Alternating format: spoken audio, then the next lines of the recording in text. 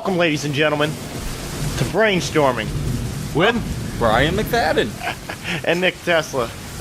We're here to have a wonderful time. There's a battle on for your brain, right? Yeah, so let your brain evolve. Hey, look at that. We're getting there, folks. It feels good. Hey, you know what feels really good? The fact that you said my part and I said your part, and we didn't screw it up. Yeah. Maybe that's the way it should be. I don't know, Brian. That was pretty sweet. That was pretty smooth. Because usually when we do it the right way, we screw it up. But now we're chunking it up like, cottage cheese. So let's just move on. Thank you, everybody, for joining us. This is, our fourth or fifth episode, man? We're getting there. Damn, they're running together, man. Well, we're moving on up to 5 episodes. Oh, May Day was this past week. Happy May Day, May 1st, 1776, formation of the Bavarian Illuminati. To a deluxe channel on YouTube. Well, we're moving on up. Where we lied to? Yeah, Where We Lied To, baby. Where We Lied To. Check it out. YouTube.com/Where We Lied To. WhereWeLiedTo.com is also coming. Yeah, and you know what?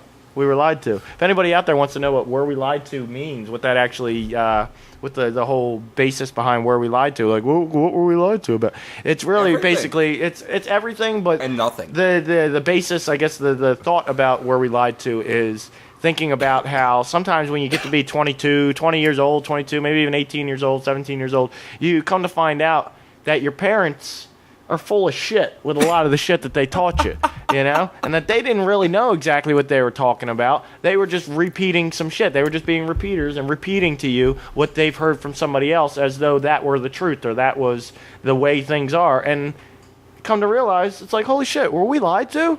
Were we lied to by our parents? So that's kind of like the Where We Lied To. It's like coming up. Not just our parents. We're taught now, not just our exactly. teachers, all of society, the whole civilization teaches us like so much. Like I remember a kid standing up in high school, and it was right after 9/11, and he said that Clear Channel was owned by one of the Bin Ladens, and how come like the United States does so much work with Clear Channel and this and that. And I remember like, I think a lot of people in class looked at him like he was weird and like, dude, just shut up, you know what I'm saying? But he was kind of cool or kind of a popular kid, so it's like people just dealt with it. But like to me, it was kind of like, huh. Like to me, I had never experienced somebody who was like, you're like, whoa, who wanted to ask I want to know questions more, and this and that, you know what I'm saying? Maybe other people just look at that as like, oh, he's bound to be a journalist one day. But I looked at it like, it's like there's people out there that actually like ask, like there's more to know. Like, I thought that everything was, like, kind of up front and, like, put on the table, like, for us to see and us to know. And it's like, come to find out, there's a lot we don't know. There's a lot that we're lied to about. And it's not even intentional lying. It's more just, they didn't know what the fuck they were talking about. But somebody because they were misled. Well, exactly. They were misled by somebody, and they thought they knew what they're talking about. Who was probably misled by somebody, who was probably misled by somebody. And if you ever play Whisper Down the Lane, the phrase is completely, totally different by the time it gets from the first person to the last person. I don't even know what Whisper Down the Lane is. Oh, that's where you get like a group of people where the first person might whisper to the like kicking the can down the road. Oh, I know what you're talking about. And how it changed completely. Alf was a great TV show, and by the time it gets to the 10th person, it'll be Alex Jones sucks big knob. Alex Jones is Bill Hicks, like some shit like that. Yeah, I know what you're saying. Yeah. Or Jesse Ventura was a wrestler. I definitely know what you're saying, bro. So that was kind of the deal. Where we lied to. Coming up, even as young adults, are we lied to about shit? Hold on, are we lied to and told that you have to get a 40-hour job or you have to go to college and you have to do this? Hold up. Is there other ways of living and other ways of surviving and other things you can do where you might actually be a more happy person and more satisfied with your life than going down the route that everybody tells you have to go down, either college or getting out of school and going and get a job and yada yada and 40-hour weeks and bust your ass, work hard, this and that. And it's like, hey, I believe in working hard, but physically working hard and exerting your full body's energy on a daily basis, you're wasting your life. I'm sorry, but you're wasting your life. Even if you're making $20, $30 an hour, you're still wasting your life because, like, what are you really doing? What are you really, you're breaking, and I don't want to say, like, because there's people out there that work their ass off. You're building the infrastructure for, the country. And what the reason I say that person is wasting their life is because they may have never even realized that there was a whole nother life out there to be had. They were constantly told coming up that you have to get a job, you have to work hard, you have to do that. Like, my girlfriend's family is in iron. They're, like, a lot of them are iron workers. And, like, to them, if you can get into iron worker and you get into iron working because that's a good job and that's a career and this and that. And it's like, to me, I look at that as like, why would you want to like I understand like wanting to find your career and this and that, but it's like you're also limiting how much money you're going to make from that point forward. You're going to make iron worker money, which ain't the worst money in the world, but it's not even close to the best money in the world. It's not even close to the best money for physical labor and exertion. So, wait, why are you like reserving yourself for something like that? Because it's easy. A lot of people find that's the easy way to go. Brian, but I guess we're gonna tear into some topics, some tropics. Oh, did I say tropics? I meant topics. It's so nice out today. I'm thinking of the tropics. It is a nice tropically warm. It is a summer 80-something degree day here. It's a summer spring day. It's almost 90 degrees out there. It's kind of crazy how 2 weeks ago it was like 40 degrees and cold. But Brian, didn't we have what was that first? We had a topic that we definitely wanted to touch on about the internet and the internet running out of space or something like that. Yeah, some scientists over across the pond over there in the UK, they believe that the internet's on the brink of collapse and the web could reach its limit in just 8 years and use all of Britain's power supply by 2035. That sounds. Whoa! My immediate instinct. Like the internet's gonna like run out of space. Well, my immediate instinct, I guess, my first and foremost instinct is that's complete and utter nonsense, and that the internet is something that can be expanded, kind of like how our hard drives are with Moore's law, which we're going to talk about on 3 and N today, but. With Moore's law and hard drives and computing and processing power. Well, they throw 4 bullet points out. Right. Yeah, let's give me their bullet points. Let me shoot them down. Internet speeds have increased by 50-fold in the last decade alone. That means jack shit. Exactly. They could increase another 50-fold. We don't know. Yeah, it's going. Yes, it will increase much more than that. Next we have optical fibers have reached capacity and cannot transfer any more light. That, I can see that being an issue, but that's not much more of an issue than learning to use another material. No. Well, the thing is, like with those optical lines, fiber optics, yeah. You'd have to dig them all up or dig up and put down new fiber optic lines. What you could do is a packaging of the information. There can be better ways of packaging the information and coding the information so that it's able to streamline through. If anybody knows how to use a zip file and has ever seen a zip file on a computer, you can package information. And I know with audio and video, it's a little bit. You can't really condense it down as much as you can with many other files. Anyone who's at all into bootleg concerts knows zip files. Yeah, well, that's what I'm saying. Is like there's a way that they can compact it down. But then again, there's also they say that the fiber optics are reaching their limit. Well, what about Wi-Fi? Wi-Fi's not on fiber optics. Wi-Fi's through the air, and I'm pretty sure Wi-Fi is our future of internet. Even I know Wi-Fi is only at the moment a means for accessing the internet, just as a router would be or anything like. But I can see us almost fully transitioning over to Wi-Fi around the globe, other than certain like third world nations and stuff like that are just now starting to get internet. I could see us switching over to Wi-Fi within the next 10, 15 years completely. All internet is wireless. Which, now that you mention that, their third bullet point says, laying down more cables may solve problem, but this will increase costs. If we were to go to Wi-Fi, we wouldn't need to lay down more cables. We don't need to lay down more cables. Bam, and also, that shoots that bullet think down. About that's thinking very terrestrial and very limited. Think about a satellite internet system that we could have, like a Wi-Fi / satellite internet system that is broadcasted. Oh, but then ISIS can hack that and use that for terrorist attacks. I don't know. Honestly, I don't know. Yeah, they might try and say it, but they've not been able to stop the internet. Unfortunately, they goofed up, whoever the powers that be or the elite or the puppet masters are, goofed up by releasing or giving us access to the internet and giving us access to all this information. It's harder and harder to keep ahead, said Professor Andrew Ellis. Brian, 30 years ago, right? 30 years ago, and this is the difference between me, you, and our parents. Okay? 30 years ago, coming up, if you wanted information and you wanted to access information and you wanted to learn about a lot of different things and really expand your horizons, you either had to go to school, which you weren't really going to expand your horizons. You were going to learn about a few different topics, but you weren't really going to expand your horizons, or the library, you know? That was where you got your information from. And the people who are in power and I guess you can say the powers that be again, those people held on to information like game theory, things like that, certain things like of how to kind of tweak the system and work the system in your favor. You know what I'm saying? That information was only shared with elite families and shared through, like, passed down generation after generation. Well, now all of a sudden that information is available to the poorest of the poor if they can get on the internet. True. That information's out there for everybody. All information is out there for everybody. Any conspiracies or any corruptions that have been kind of like swept under the rug because, oh well, you know, it's the past. That's 50 or 100 years ago now. Well, all of a sudden they can resurface and they can be dug up. You know what I'm saying? So it's really, and the amount of information that we can get, like, and I guess that's what they're saying is also that information is so rapidly expanding. I think the amount of photos online, I don't know how to put it. I can't remember how they put it. I think it's the amount of photos that you find online today is literally, I think, like 1 million times more photos than there were in all of existence 10 years ago.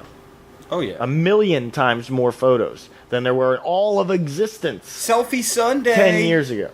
Okay? So, that, just think about that.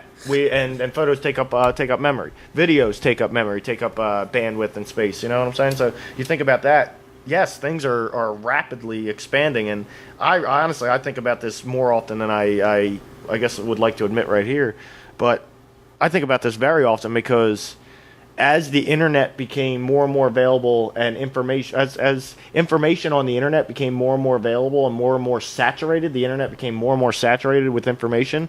What happened with me, Brian, is I saw all this information and I saw the difference between my father, my grandfather, and me. And how they didn't have access to this information. I do have access to this information. I want as much of this information as I possibly can. Okay? I want literally as much of this information as I possibly can. I want to pass down some to my kids. You know, I want to pass down as much as I can to my kids. But I also want to learn things that my parents weren't even capable of learning. You know what I'm saying? They weren't capable of finding out about or knowing about. You know what I'm saying? I want to get into all that. But in that same exact vein, Brian, many times I feel like I'm a goldfish dumped out of a goldfish bowl, a regular-sized goldfish bowl, dumped into the ocean. That's how I feel many times. And that I want to explore every single drop of blue water. And it feels impossible. And it feels like the ocean is just getting bigger and bigger and bigger and bigger. So when I first got dumped into the ocean, it felt like it was a giant lake. And it's like, this is a lot of information. But in 10 or 20 years, I can get through all this. I can get through all this and absorb it all. Now, it feels like I'm in an ocean. And it's daunting. It's like, it's no longer like I can get through all this. It's like, where do I stop? Where do I begin? Where do I got to narrow my search? You know what I'm saying? I got to narrow what I look at, because if I try and take in as much as I can, I'm going to have little pieces of so many different things, but not actually intelligent or knowledgeable about any one thing in particular, because I only got little pieces of things. So I got to like kind of pick and choose what's the most important things that I intake, and it's just like, it's overwhelming, Brian. It's really overwhelming. It's been my struggle for almost the past 2 years, I feel like, is trying to figure out a way to manage all of the different things that I come across and that I stumble across and search and find on the internet. Finding a way to manage all of that information. Like that's exactly what these scientists say needs to be done for the internet. Exactly what you're trying to do with your brain is what they're trying to do with, like, the brain. See, like, I guess I kind of have a thought of basically taking a lot of the information that's on the internet in text form. That's a lot of the information that is on the internet right now that is in text form, right? And taking that and printing it out and putting it in a physical library, right? Having that printed out and put it in a physical library, and then that physical library can be accessed by a computer at any time, and that computer can go to that location and pull that thing up for you to see it. But doesn't actually have to be held in digital memory, right? But that's foolish, dude. That's stupid. Moore's law. That's just like, that's going backwards. That's thinking backwards. Then that sounds like backwards thinking to me, because going forwards, everything is expanding. And the internet is not getting smaller. The only problem is the amount of information that the internet is holding. The internet is overflowing with information at the moment, right? Yeah, that's one way to put it. They're saying it's going to be used up in about 8 years. Not that the internet is going to be used up. It's that our internet 1.0, or internet 2.0, whatever this version of our internet is, whatever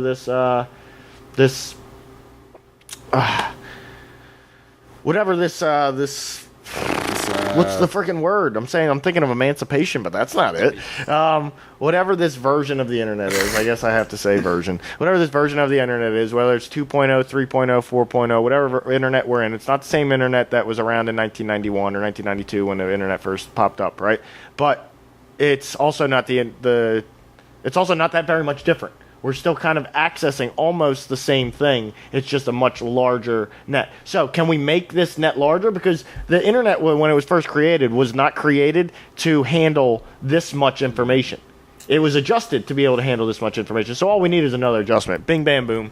Well, I think their whole idea here is going with the theory that it cannot be expanded. But obviously, there's got to be. Well, if it can't be expanded, then in all reality, that just goes to that's like the Volkswagen Beetle sitting in the driveway while you're driving your new Volkswagen Passat keep going or whatever. Power consumption and power usage and powering the internet. Well, you also got to think to keep the servers alive that hold all of that information. That is a lot of power, but I don't want to hear the BS like, oh, there might not be enough power. That sounds like... they're saying it's going to use up all of Britain's power, or they're going to have to look for new ways that could lead to price increases. See, that sounds like exactly a way to just increase the prices in the future because, well, the internet's getting too hard to handle. There's a lot of stuff to handle. We got to pay for upkeep and also new storage methods and yada yada because this is just getting out of control, all this information, when the internet can easily handle it. They're just coming up with some reason to tell people that they need to charge them more 5 years down the line from now because the internet's full. The internet's full. We got to charge you a lot more to be able to access the full internet because we got to figure out a way to make you access it quickly or have you be able to access it quickly with it so full, when in all reality it's like 10% of its total capacity. Like, there's nothing, Man, bear, pig. Exactly. Excelsior. Exactly. All right. Well, moving on. I don't know, Brian. My own. What's your thought? My thought is that's not really. I don't want to say a possibility, but we're not going to run into that problem. Yeah, I don't see that being a problem. I don't see it being a problem at all. I think we would have run into that problem already, and I think we may have already run into it and solved that problem, and all we need is a new solution. But it's not like, we need a new solution. It's not like we decided to dump our trash behind our house, and now we need a new solution because it's coming up over the horizon of the top of the house. No, it's not that. And now we need to figure out a way to somewhere else to toss our trash instead of actually taking it to the landfill. No. Let's just. I got a great idea. I don't even know if I'm making any sense. Trash. Let's just build a giant mountain of it and see how high we can make that mountain of trash go before it causes an avalanche. Yeah, this guy thinks of idiocracy too much. Ladies and gentlemen, there is a report out of Texas. I think it's from deep in the heart of Texas. It's in Hidalgo County, Rio Grande Valley, which still doesn't tell me if it's in Texas or not. Maybe it'll say. I'm pretty sure that sounds Texas. Sounds like it's deep in the heart, Texas-y. All right, I'm going to read this as quick as I humanly possibly can because I think. Are you human? I don't know, dude. I think this. I think there's a lot of people that are looking at this, especially I guess you could say Alex Jones followers or info warriors out there who are looking at this as being an ominous sign, and that this is really like this is something big is getting ready to happen. And hey, something big could be getting ready to happen. I'm not going to sit here like a fool and say, "Oh, he's so wrong." I'm going to sit here and tell you why he's wrong. No, I'm going to tell you that my opinion is that there's a lot of hubbub being made about this. And there doesn't really need to be any hubbub being made about this because people are fleeing Mexico because there's no scam or no conspiracy here. There's people fleeing Mexico because the drug cartels are getting out of hand. Yes. And people, after talking about it for about a year, and people really like figuring out what can we do about this, we got to try and stop the drug cartels. They realize we can't stop the drug cartels. And if you do try and stop the drug cartels, your 43 kids go missing and are somehow wind up dead. And the police and government and politicians don't want to do anything to find out about it. it's like, you know what? Let's just get the fuck out of this country. I don't want to be here. And they start flooding across the country because it's like, hey, I heard about a part of the U.S.-Mexican border where it's wide open and we can just walk right through. Yeah, that's what I was about to point out, is the Border Patrol has been ordered not to arrest any illegals coming in. So, up until recently, I was thinking of this as, oh my God, they are trying to overpopulate us. They are trying to screw the system up. And no, it's possible. I'm gonna give Barry Soetoro the benefit of the doubt on this one. Maybe he genuinely cares for human life, and he's saying, no, let them come across, let them get away from that shit. It's more of a Democrat, Democrat policy, I guess you could say. But you also have to remember one thing, in the overreaching, overbearing meme here needs to be, who gives a fuck how many Mexicans / Canadians, even though we don't have a Canadian import problem or a Canadian immigration problem. We must unite against the Canadians! Blame Canada. No, no matter how many Mexicans or Canadians come here, the white man, I'm sorry, the white man, and I hate saying this because a lot of people would consider me a white man, but the fucking white man came here, and I am fucking Native American. I have Native American in my fucking blood. And the fucking white man came here en masse. And what did the fucking Indians say? We welcome you. You are human beings. We welcome you. You are life. You are looking for a better life. Welcome. How can we help you? You're our brothers on Mother Earth. We're not saying, welcome, how can we help you? I guess a lot of people could construe like what Obama does in his immigration policy as welcome, how can we help you? But quit your fucking bitching. Hold on, when did it become, all right, all these white immigrants can show up and take over this land, but at some point, when any other people try and show up and take over this land, no, this is our land. When did we completely forget about the Indians? Why is that never mentioned, that we stole this land from the Indians, or that we were welcomed here by the Indians, and now all of a sudden we claim it as our own, when we know it's not technically ours and it's not really ours. Because then Washington, D.C. would be exposed. But then we say it's also the people's land. Exactly. The United States is a corporation. And then that's all we got to say. If they had to give the land back to anybody, they wouldn't give it back to the white man. They would give it back to the Native Americans. What I'd like to find is we got a couple buddies out there who consider themselves, I guess, debunkers of sorts and like to call out BS and nonsense. And hey, there's some nonsense out there that needs to be called out. And good job. Good job. Thanks, guys. But I'd really like you guys to look into the whole United States as a corporation issue and tell me, with your, I guess, slightly more intelligent minds than mine, why the United States is not a corporation, or why any of what is said when you look up the United States as a corporation, why any of it is not true. And please give me your sources and your reasoning for saying this. I don't want you to just say because that wouldn't be true, or because they couldn't do that, or this. I don't want I don't want conjecture. Exactly. I want solid proof that the United States is not a corporation. Because we actually did a full show on it a while back. We're about to follow up. I don't want. Hold on. I don't want proof that the United States being a corporation isn't some giant conspiracy or this or that. Now that's not what I'm asking for. I'm not sitting here saying, oh, it's some giant conspiracy or this or that. The only conspiracy that I can think of when it comes to that, off the top of my head, in this context, is that not too many people really look at the United States as a corporation. They look at it as a country, a sovereign country. Okay, so just try and dispel. I don't want you to try and tell me it's not some big conspiracy or everybody knows that. Don't try and tell me everybody knows that, because everybody doesn't know that. And if you try and say everybody knows that, then you're just really trying to blow smoke up my ass, and I'm not gonna take it. We're not gonna take it. No, we're not gonna take it. We're not gonna take it anymore. All right. Yeah, we need to get a D. Snyder wig. I don't like D. Snyder, Brian. Can I see your lighter again? Can you see it? Yes. See? Can I borrow it, teacher? Here you go, sir. Well, I don't know. Can you go to the bathroom? Oh, I used to hate that crap. Shut the fuck up, you substitute teacher. Get out of my fucking classroom. This ain't even your classroom. This is my classroom. I'm in this classroom more than you are, you fucking sub. Anyway, I don't know if anybody from Delran High School is listening and went to Delran High School in the late 90s or early 2000s. I was very nice to substitute teachers. There was a substitute teacher named Mrs. Kinney. Mrs. Kinney was the nicest substitute teacher ever.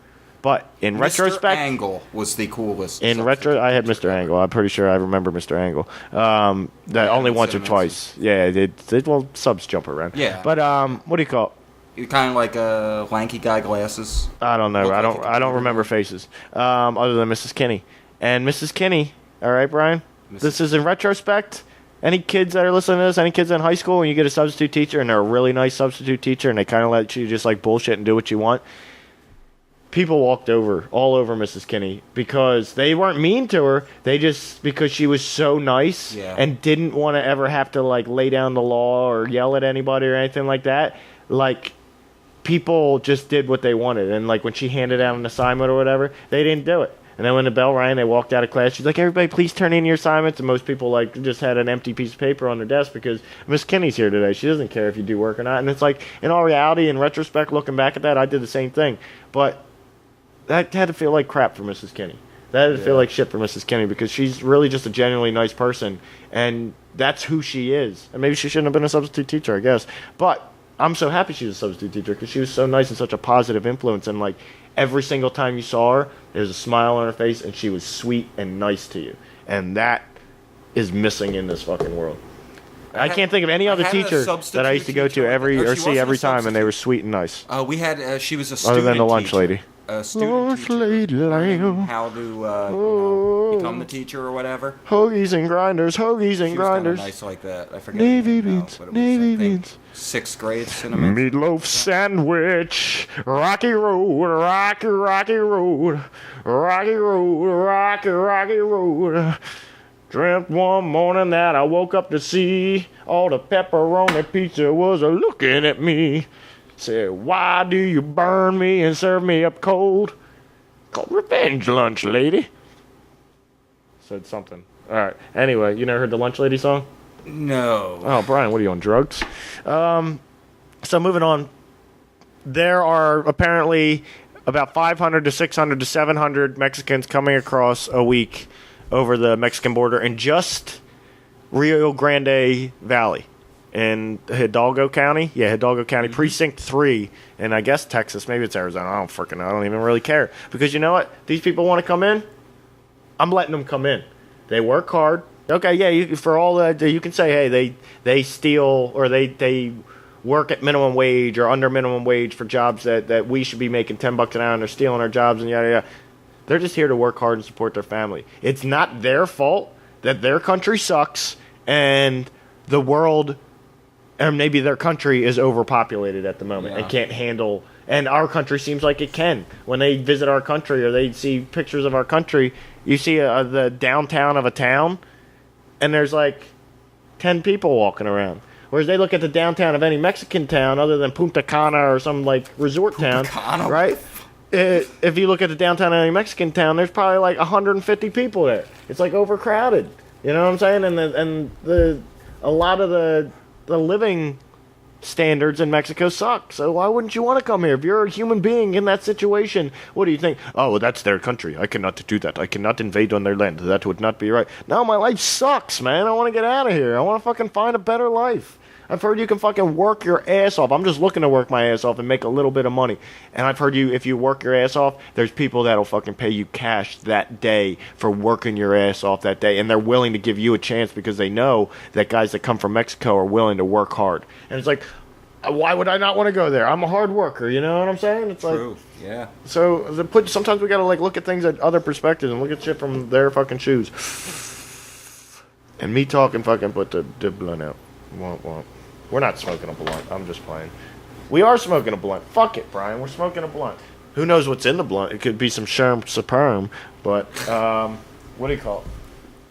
Anyway, Mexicans coming across the border. What else is new? They're coming across en masse right now. That could be some scary shit because it could be they could actually be cartel members and they could be ISIS. They could be many different things. Pointed out ISIS. Yes, exactly. It could be many different things. I'm not saying cartels, that. You have ISIS. I'd want to get. It's something to keep your ears perked up about and really like pay attention to. But don't demonize these guys. If it's just regular guys trying to come over and start a life, don't demonize them. There's a little bit scary with the numbers of it. But you never know what's going on in Mexico. Cartels are murdering people like crazy. I would want out too. Maybe this has just been a planned thing for 6 months or a year for a lot of Mexican people to do it all at the same time so people don't get caught. You know, if you got 150 or 250 people coming across at a time, not too many people are really going to get caught. You can scatter them motherfuckers because 3 INS agents or 3 ICE agents ain't gonna be able to catch them. You know, ain't gonna be able to catch 250 guys. I mean, it's not 250 guys coming over in a pop, but I think it was like 60 or 70. Sometimes we'll have groups of 20 or groups of 10, but if you add them all up within a week's period of time, all of us at every level of law enforcement, you add all those numbers, it's probably 500, 600, 700 coming across. So that's across the whole border, man. I think there's something being made out of this, and it might just be part of a distraction, or this is just and it's not big news. Usually this would be kind of big news. So the fact that it's not really big news, and maybe it's not big news because of Obama's immigration policy and people know to just kind of lay off that issue, but maybe it's not big news because this is actually, we're being set up. That maybe this is fucking cartel members or fucking ISIS coming in and literal actual sleeper cells starting up. When riots start up in fucking Texas this summer. Maybe we are wrong on Jade Helm. Maybe Jade Helm is actually for domestic use, but and to it's protect to us. repel these exactly. ISIS and cartel maybe it's actually something that are already in the country to actually protect us. And we like to think that the government is evil and that the military is a fucked up thing. You know what it is, but we are also in the government's eyes and the military's eyes, we are their property. You know, we are. They have to protect us. We are their livestock. Are you going to let somebody come in and start killing your livestock? If anyone's going to kill your livestock, you're going to kill your livestock, or you're going to call the shots when those livestock die. But nobody's going to come in and start then doing shit without your say-so or your approval. Fuck that. All right, so moving on, Brian. Oh, didn't we have something else? What was the next one? Something about Ebola and sex. Yeah, a Liberian woman, a 44-year-old woman, was diagnosed on March 20th with the first new Ebola case in Liberia in a month. So hold on. Doctors. How did she get well, yeah, Ebola? Can you tell me that, Brian? We're getting to that right now. Doctors are perplexed by her case because she hadn't been to a funeral or had any other contact with current patients, according to a report from the CDC. Did she have butt sex, Brian? The woman did have unprotected vaginal intercourse a few weeks earlier. She had vajayjay. With a 45-year-old Ebola survivor who has been free of the disease for months. Do you think he told her? That's my only question. Because, it's like fucked up if like some dude's got an STD or even if he's it's that's really fucked up. It's really fucked up no matter what. Exactly but did he tell her? Where my mind did he say it? Did he say, hey, babe, guess what? It's really fucked up? Right after they fucked, he's laying there and he's like, whoo. I ain't felt that good since I found out I beat Ebola. She's like, what? I guess it's not that big a deal. I didn't really kiss him that much, but I did suck his dick. And then all of a sudden, fucking, she comes to find out she contracted it through vaginal somehow. Maybe, I guess there's a cut on his dick. I don't fucking know, dude. That's just kind of scary to think that Ebola could end up being a... What do you call it? Ebola could end up being a sexually transmitted disease. That's scary, dude. But then again, couldn't a lot of really bad diseases like that, like Black Death, could be transmitted through bubonic plague could be transmitted through sexual intercourse just because the dude's got a cut dick and he's got bubonic plague. He's putting that on the inside of the inside of the chick's organs. You know what I'm saying? On the inside of her body, he's putting that bubonic plague cut all up into her shit over and over again, agitating it, fucking pushing, pumping more blood out into her shit, pumping that fucking bubonic plague blood out in her shit. That's what I was thinking is if this becomes we probably don't have to worry about this in the United States anytime soon, but in some of these African countries where Ebola is prevalent, do you think it's kind of like how we have with AIDS where people can get convicted of manslaughter or murder? Yeah, people using their Ebola to infect other people. But then again, won't these people just... Or is that going to become the new joke? Honey, I have to tell you something it's weird important. though. No, I have Ebola. No, if you have Ebola, you're going to die from Ebola, right? But if you survived Ebola and you beat Ebola, do you therefore, from that point forward, have to have protected sex with every person you have sex with because you may actually pass on your defeated Ebola, even though you've defeated it, you may pass it on to somebody? That's what it sounded like. These doctors are saying that that's the only possibility they can come up with. All right, I don't want to talk about Ebola butt sex no more, okay? Even though it was vajayjay, I don't want to talk about Ebola butt sex because that's what everybody thinks. You're thinking of HIV, you're thinking of butt sex, even though this isn't the 80s and that's not the first thing you're thinking of, and we're not racist or sexist or we're evolving, we're above that now. But you're thinking of butt sex, you know what I'm saying? It's like, you're going to end up hearing about butt sex and Ebola because it just sounds funny together. All right, Brian, Nick? You sent me this story, okay, during the week. I sent you a story. It was, I guess we're probably going to touch on 3NN as well. But you sent me this story, B-Ry, okay? And the name of the story, it's on Business Insider, which I actually like Business Insider. I guess you could call them mainstream media or even a shill website on many occasions for many things. But some of their, what do you call it, their articles, pretty fucking interesting. Yeah. Tell you what, pretty interested in reading. Definitely. All right, so I'm going to tell everybody what the name of this is. It's called Experts Predict Robots Will Take Over 30% of Our Jobs by 2025, and white-collar jobs aren't immune. So what's your thoughts? Here, real quick, I wanted to know, since you sent me this article, Brian, and you didn't tell me what your thought on it was, I want you to tell me right now. What was your thought on that, Brian? Well, I'm thinking, what will that do to the American workforce and the American economy? Are you asking me, or are you just generally... Just in general. Posing that question in general, because there's already issues with unemployment in many areas. People can't find jobs. Yeah. Now, if you start bringing in robots, like they already in several other countries, McDonald's is like a bunch of robots. You put your order in at a kiosk, and the robots get you your food. Yeah. No humans. There's like one human there to do like three things the robot can't do. I already know what your response is going to be in a sense, okay? But first off, I want to say, everybody out there, before I say this, check out Project Earthship Global. That's a great start for what I'm talking about, okay? There's nothing wrong with robots taking human jobs. Nothing wrong with it whatsoever. But those humans need some type of income. No. Those humans do need some type of income in our system that we have, in the context of the system that we have set up now.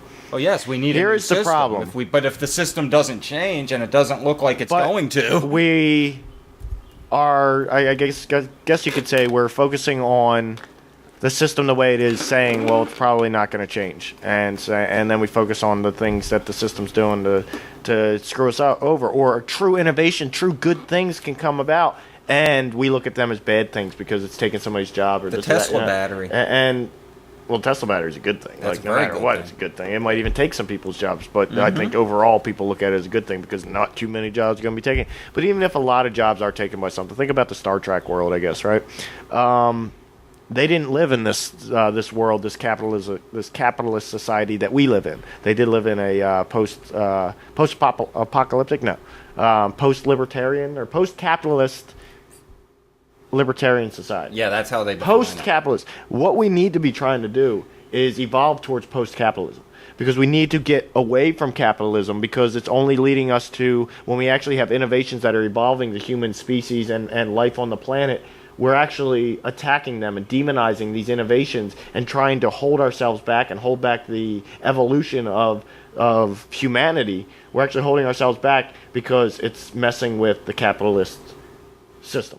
True. And that's not good. That's not good at all. Like, that's where are we going to be at in 100 years? Depleting the ozone layer, knocking down all the trees, sucking up all the oil. Like, are we just like going to ravage this planet, or are we going to stop at some point and say, hold up, one, we're ravaging the planet, but two, we're stifling innovation, and even if we're not stifling it, and innovation is going to keep on coming. But if we grasp onto this system, innovation is going to come, and just like how what happened in Detroit? All of a sudden the robots came, the machines came, and started taking people's jobs, started taking factory workers' jobs, auto manufacturers' jobs, right? And next thing you know, these people were out of jobs. But did we say, oh, well, of course people looked at it like, well, that's a bad thing, people lost their jobs, but that was the future. And we just kind of accepted that that's the future and that's how things are. And we have to adjust outside of that, knowing that that's a good thing for humanity, because there's not guys breaking their backs or cutting their hands off or their fingers off and this and that, and it's all automated and quicker. One, it's better for capitalism that way because they're making more money, you know what I'm saying? Which I don't really care if it's better for capitalism. Yeah. But two, it's bad for the workers, but if we move away from this system, then we can realize that it's really not bad for those workers. It's good for those workers because they're evolving with humanity. And you know what I'm saying? We need to adjust the system knowing that there's going to be more and more people out of work. And as long as the top 1% own 90% of the wealth, then they just want to keep the system the way it is. And in all reality, I think it's going to come down to, and I personally don't want nothing to do with it because it's just going to be a lot of chopped off heads and murdered people. But we have to forcefully redistribute the wealth. If not, wipe out wealth. But then there's a lot of people, especially in this country, who would say, no, that's a socialist or a communist society. We don't want that. But we almost need to move away from that this system that we're in, this culture system that we're in. Where we definitely need to move away from it. Where you need money. You need to work 40 hours and you need money. But then people say, oh, well, that's a communist system. Well, 100 years from now, if we truly evolve and humanity gets to the point where it could be and reaches its potential that it could be at in 100 years, or that it could possibly be at in 100 years, there won't be money.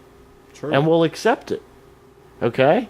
So there's no money in Star why are Trek? we not, hold on, but why are we not working to get to that? And instead of, when people say, well, no, that's socialism, that's communism, instead of saying, well, let's figure out a way that it's not.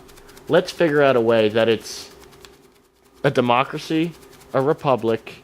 Even though you say a democracy and a republic, they're two different things. It's a democracy, a republic, a socialist, a communist, and a anarchist society all in one. Why can we not take the best of all of these? Are we not smart enough as humanity to take the best of all of these cultures or all of these systems and put them together and start living free?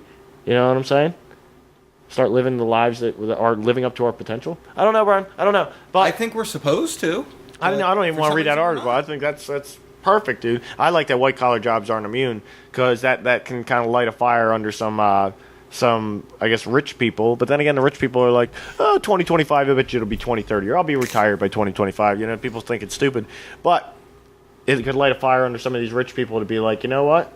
We got to do something about this system, because I don't want to be left out of the system one day. You know what I'm saying? While I have the money now, let's do something to start changing the system so it's okay if somebody loses their job because of innovation. You know what I'm saying? There's new, different kinds of jobs out there. Like, that's the thing, is we haven't worked to find new, different kinds of jobs. We've worked to cling to the old jobs and then complain when they're not there anymore. And we don't work to find new ways of making money.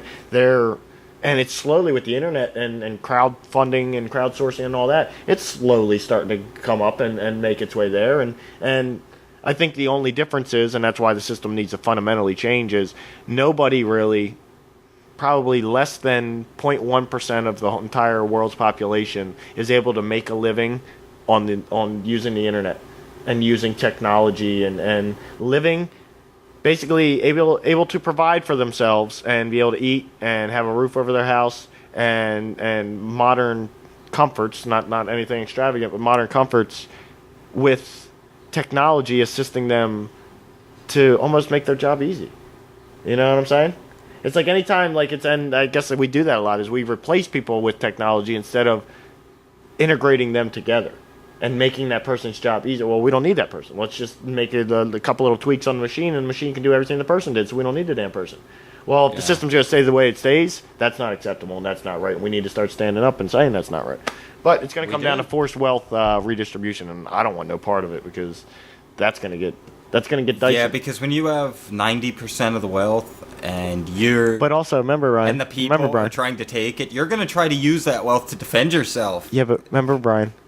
What is all that wealth? A house of cards. A couple pieces of paper. It's a house of cards. Whoever's got themselves some, what do you call it? Some precious metals. You might be pretty wealthy, but everybody else, just a house of cards. So we say that wealth needs to be redistributed, but it really doesn't need to be eliminated. And we need to get over the hump of thinking, well, that's socialism or that's communism, and if we get rid of if we have a cashless society, that's not good, and we can't provide for everybody because then nobody has incentive to work hard. Blah, blah, blah. And it's like, no, we need to work on those things then. Let's start moving towards that and work on those issues that come up, instead of saying, let's stick with the system we got because we're comfortable and we like this system, and work with the issues we got. Well, no, that leaves people poor, hungry, jobless. Like, do we not see what we're doing to ourselves here? Do we not give a shit?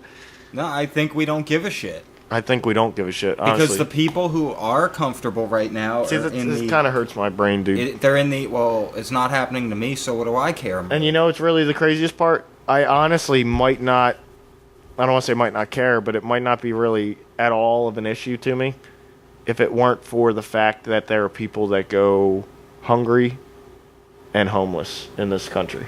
Yeah.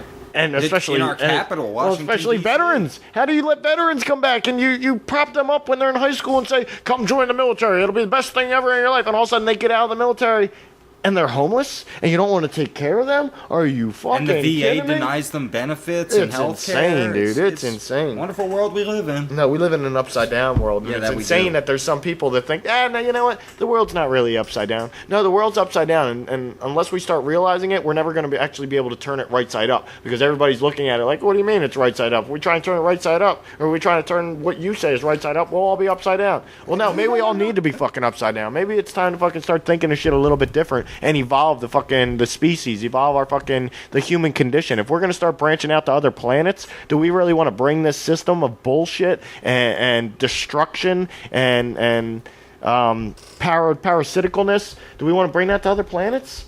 No, we don't. Because then what's an alien race going to do? First. Alien race is going to say they're colonizing other planets and trying to spread their poison. And you know what? We need to eradicate this poison. They're going to use their form of Monsanto and weed killer and spray it on us, and we're done. You know, that's it. All of a sudden, somehow there's some giant flood that's wiped us completely out, and we think it's the second coming of God, but it's really just some aliens like, this fucking poison's going away. They're a weed. That's all these people are. They're a weed, you know? Yeah. Think of some alien where we're the size of a basketball to them, and they can just roll up in their giant ship and just be like, and spray us. And to them, it's like, and to us, it's like, just like wiping out all the life, all the giant fucking globs of water or some poison or something. It would be hilarious, but not some poison. I'm thinking of that South Park episode. It would wipe us out and then like thrive. Earth would thrive from all the dead bodies. It would turn them all into like food and sustenance for the earth and all the other. God. Oh no, but how would you save the plants or all the animals? You'd have to save the animals, or would you? Noah's Ark. DNA bank. Yeah, but I don't know, dude. I don't know. Yeah, DNA bank. Hence why so many animals have been abducted and mutilated and yada yada. And so have we. All right, Brian. I think I need you to tell me about Obamacare. Well, here's another reason we need to go. I don't really care about Obamacare, so expect this one to be short. Yeah, this ties in with we need to change our economic system. Hit me, Brian. Hit me. Well, hit me like a sack of potatoes. Nearly half of the insurance marketplaces set up by the states and the district under President Obama's health care law are struggling financially, presenting state officials with an unexpected and serious challenge 5 years after the passage of the landmark Affordable Health Care. We're broke. It's a federal system. It's a federal, institution, I guess you could say. Yes, there are states that are individually handling them, but it's federalized health care, right? Nationalized healthcare, right? Okay, so if it's nationalized healthcare, it's not what you would say, oh, well, there's one healthcare or whatever, but it is a nationalized healthcare system. Obamacare is, right? But if we're broke, if the country's broke and we're 17 or 18 trillion dollars in debt and we're having trouble funding, keeping Congress up and keeping Homeland Security open and all that, which I would love to see Homeland Security lose their funding, but then again, I think epic. It would be epic and we'd probably be laughing. But how soon until somebody invades us? Exactly. Everyone around the world would be like, because they didn't just... anybody who wants to invade us, they're going to think, well, yeah, their Homeland Security people might still be there, but they don't give a shit. They're no longer being paid. They're not getting paychecks, so they're sitting at home waiting to start getting a paycheck again or waiting to get called into work when the money's there, you know what I'm saying? But, yeah, if we have a broke government, how's our government going to pay for nationalized health care? And it's kind of like, okay, well, the kickbacks that they're getting from the healthcare system or from all the healthcare providers, not necessarily enough of a kickback to really keep the whole thing up and running. You know what I'm saying? A machine needs fuel, or a machine needs some way something to power it. And if there's no money to power it, then you can't continue to keep the thing. It's like another house of cards, you know? Yep. And so in all reality, the repeal. If we get a Republican president, I can give you 110% guarantee we may not get a full repeal of Obamacare, but it will be drawn back drastically as where states have the right to choose whether or not they even want to participate whatsoever. Whereas states kind of have the right to choose now, but it's a fight.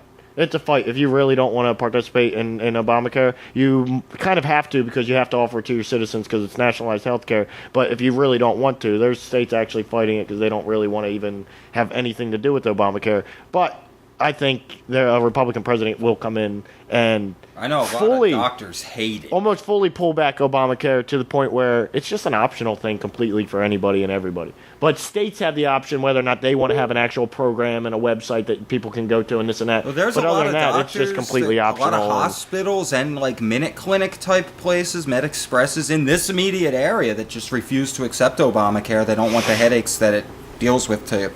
Well, you know, it's weird. The hospital never refuses you. True. Hospital never refuses you. So but you they know don't what? accept Obamacare as a form of as insurance. They accept you and they treat you and they take care of you. And they bill you as if you're uninsured. Here's also the problem with the hospitals. I sit here like touting the hospital like, hey, they'll take care of you, they'll accept you. No, but if you need some sort of surgery, that's a $5,000 surgery. That's when they got some supervisor, some person from HR or administrative who gives a call down and says, hey, there's this $5,000 thing. This person doesn't have insurance or they have shitty insurance. We need to get this ran through their insurance or we need to get this paid for or how are they going to pay for this before we agree to do the surgery. And it's like, you know, that's kind of fucked up. Whereas back in the day, it would just be do the surgery, whether or not somebody has insurance or not. Yeah. You do the surgery unless it's like $100,000 or $500,000 or something. You do the surgery and you bill the person. And you don't worry too much about it. You know what I'm saying? Like the hospital doesn't worry too much about it. They got to send it to collections or whatever. Money anyway. But people were taken care of. If you had a $1,000 or a $5,000 surgery you needed to get taken care of, you could get it taken care of. Now it doesn't seem as so, but you can still walk. My concern was when Obamacare went fully into effect, that you would walk into a hospital and they'd say, do you have insurance? And if you said no, they'd say, unfortunately, we cannot treat you, or we're not able to treat you because you don't have insurance. And when you say, well, why not? I'm hurt, like I'm injured, aren't you supposed to? Well, you're required to have insurance. You're mandated by the federal government to have insurance or to pay a waiver. Are you paying that waiver? And that would be their thing to say, okay, well, where's your proof? You get a slip when you pay that waiver that you're supposed to keep in your wallet just in case you go to the hospital. Where's that slip? You know what I'm saying? It's like, oh, well, I don't pay a waiver and I don't have insurance. You know what I'm saying? It's like, I really thought that would be the case when you went to the hospital, and it wasn't. So if you go to the hospital and you're not feeling well, you really feel like something's not right, or you've been having diarrhea for a week straight and you need to get yourself checked out, the hospital will take you in. It's not like the hospital's going to refuse it. I sat down, I went to the hospital, I sat down and said, I'm sorry, they said, what kind of insurance do you have, or do you have your insurance card? I said, I'm sorry, I don't have any insurance whatsoever. And they're like, okay, all right, let me just, there's like 2 or 3 extra papers that they need me to fill sign. Some things out. Yeah, exactly, and there was like a financial aid paper or whatever of how, helping out, or basically they would work with you as far as payments and stuff to pay off the bill, instead of saying, oh, well, you're not going to be able to pay this, so whatever. You know, they're expecting you to pay. Like, after that, they give you some papers like, well, we'll work with you. Trust me, we just want you to pay us. This is kind of a funny tie in there. Remember when I had that infection in my finger a few months back? Yeah, that was one of the most disgusting things in the world, Brian. Yeah, well, I got referred to a hand surgical specialist up here on Route 130, right? Uh-huh. I went in there, they're sitting there. The woman was on the phone with the administrator for like a half hour. No, it's like, this is life or death. He needs medical treatment. We have to do something, but no, he doesn't have insurance. No, the hospital referred him here. There's another thing, dude. That's where our system is upside down, because healthcare, we like to think healthcare is a good thing and this and that, but if healthcare was really that good of a thing, by a hospital telling me they would accept me without insurance. If healthcare is that good of a thing, okay, and then government healthcare is that good of a thing, whatever, right? Our whole healthcare system is so advanced and so great, right? Think of it this way, Ryan. To treat PTSD, which a lot of veterans returning from Iraq and Afghanistan have, right? To treat PTSD, one of the best treatments for PTSD has been found to be marijuana, okay? Now, VA doctors are not allowed to discuss marijuana as a medical treatment with their patients whatsoever. Federally, it's a class 1 dangerous substance, and apparently has no medicinal value, even though they own the patents on it being a cancer cure and other things like that. So it just proves to you that our system is upside down, but the whole healthcare system and the whole health pharmaceutical system is completely just needs to go in the trash. We need to start over, because they don't allow holistic treatments. They don't incorporate any They don't incorporate alternative treatments and medicines. Because those treatments don't make any money for Big Pharma. They don't like people. They don't mention vitamins. They don't mention eating healthy and anything like that. A doctor is not trained on... A doctor's not a nutritionist. They're two different things. A doctor should almost always be a nutritionist and know all of the things that somebody can do or should be doing to keep themselves optimally healthy, other than recommending a fucking pharmaceutical fucking pill. Oh, there's been doctors that have come out saying that they've been pushed to recommend, like the Gardasil shot, for example. They were pushed to recommend it to like 6 out of every 15 of their patients. Oh, man, and they would get like a kickback for that from the fucking company. Oh, yeah, the kickbacks, man. That's the kickbacks is the funny thing. I worked for what do you call it? A propaganda warehouse, I guess you could call, for Merck and Abbott. And the kickbacks that these fucking doctors get is... It's the stupidest shit, but when they open it up, now, oh, cool, I got something else from them. Oh, this is so cool. Oh, wow, oh, a binder, you know what I'm saying? Like, come on. I'm not going to show any of this shit because I'm going to try and say I stole the shit from them. And this shit was in the trash, so I did not steal no shit. But I've gotten binders plenty. So, like, the stupid shit, like highlighters, fucking, or little highlighter stands and little... just the stupidest shit, like, that a doctor might use. But it's like... It's branded with some sort of medicine's name so that your eyes see it and, oh, yeah, maybe I should recommend that, or maybe I should prescribe them that. You know what I'm saying? All right, Brian, we need to definitely move on because we're running out of time.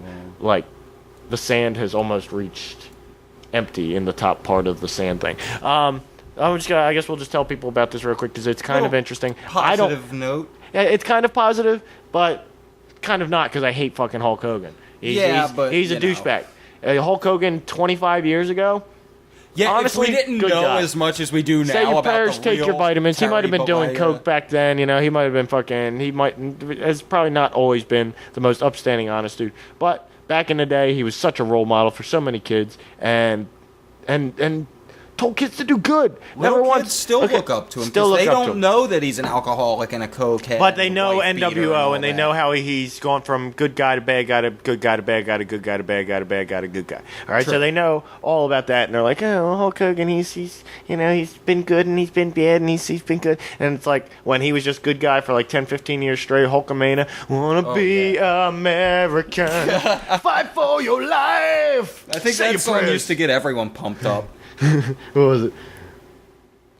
Hey there, boys and girls, I want everybody to go out there and say your prayers and eat your vitamins. Train to be your best. My favorite was the Macho Man Randy Savage. Yeah. Snap into a Slim Jim. You can't the Ultimate Warrior. He beat both of them.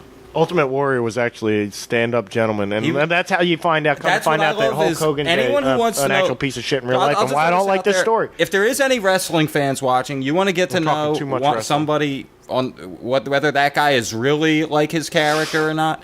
Just Google any wrestler's name and shoot interview.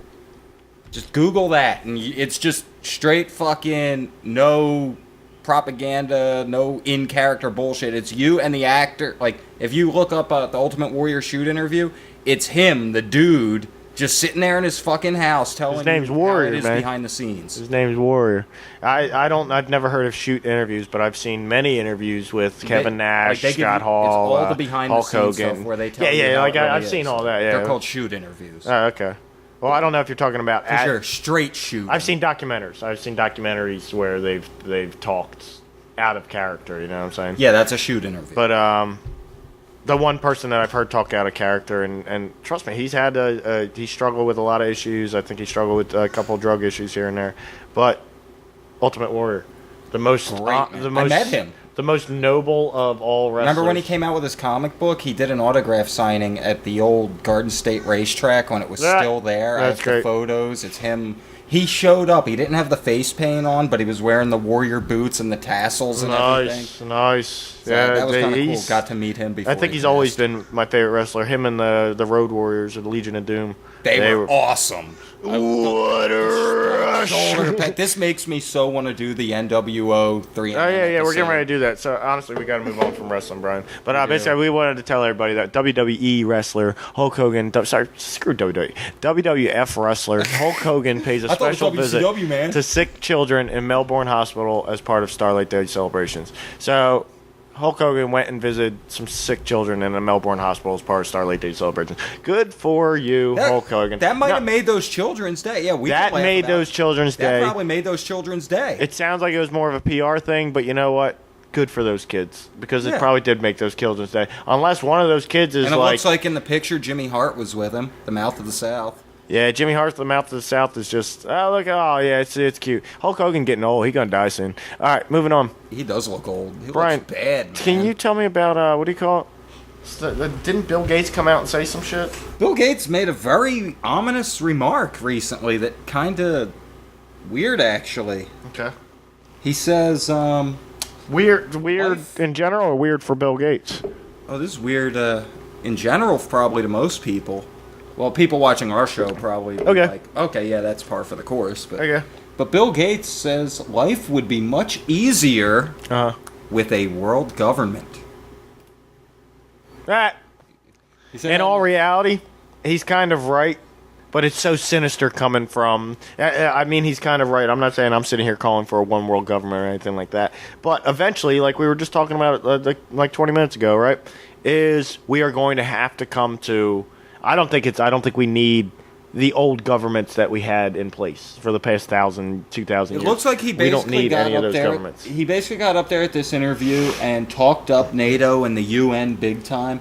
That's all you can tell. Not only did Gates advocate global government, he also spoke favorably of the UN and NATO, completely overlooking that they are a major force of oppression in the world. NATO can't even hold a meeting without thousands of people gathering to protest their actions.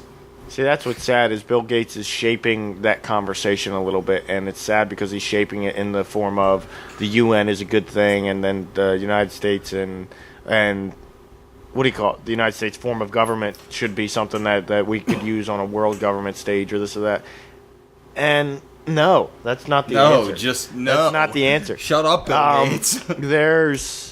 There's an answer, and there's a government answer, but I think the new government answer in the next 100 years that we'll see come about is everybody is a part of the government.